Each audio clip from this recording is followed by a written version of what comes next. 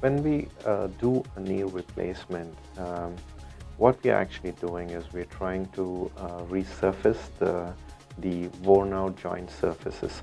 So between two bones you have cartilage, and just let me just show you. This is what I mean by cartilage, the bluish structure here. This is the meniscus, but in addition to that there is articular cartilage. The smooth structure here, which is lining the bone at the end, is cartilage again.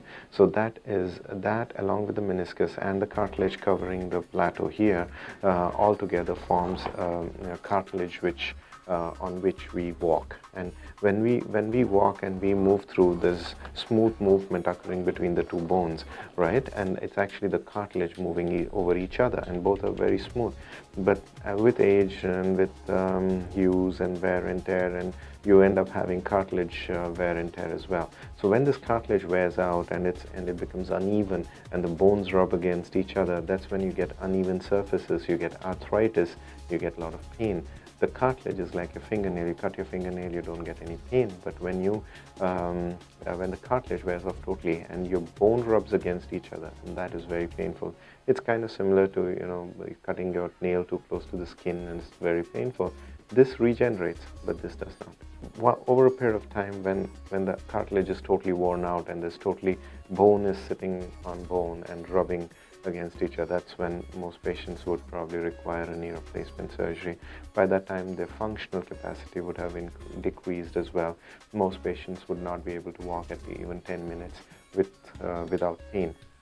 So those are the candidates that we counsel for a knee replacement surgery. So when we do a knee replacement, what I do is the initial incision is in the front of the knee, and then we have to kind of take this to the side, and we work through all the bones and tissues here, kind of replacing them and with the metal and plastic.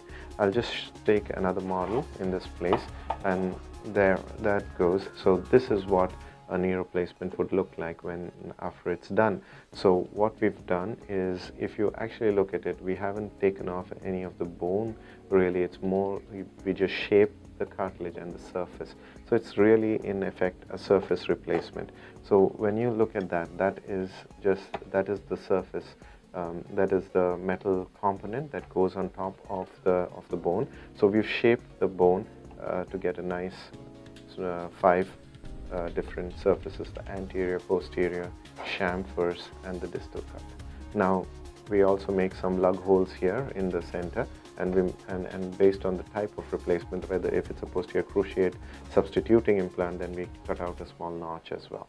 So then this goes on top of that there. The tibial surface is prepared by using a saw, where we take off the cartilage, and then we make a small heel to fit the heel of the tibial prosthesis. We make a small little hole in there, which appears like that. So this goes into that, and we into this base plate, which is made of metal, we implant a plastic, which is polyethylene, and then put this thing back on top. So once this is done, this is what your knee replacement looks like.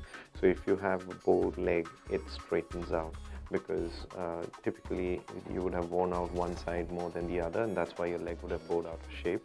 So when we're done with this and both are of equal size, then it kind of straightens up, and the bow legs go away. And so now your metal and plastic rub against each other and not your bones, and that actually gives you a relief of pain. And that's the simplest way to explain a knee replacement. It's just taking away the bearing surfaces and of bone and replacing them with metal and plastic.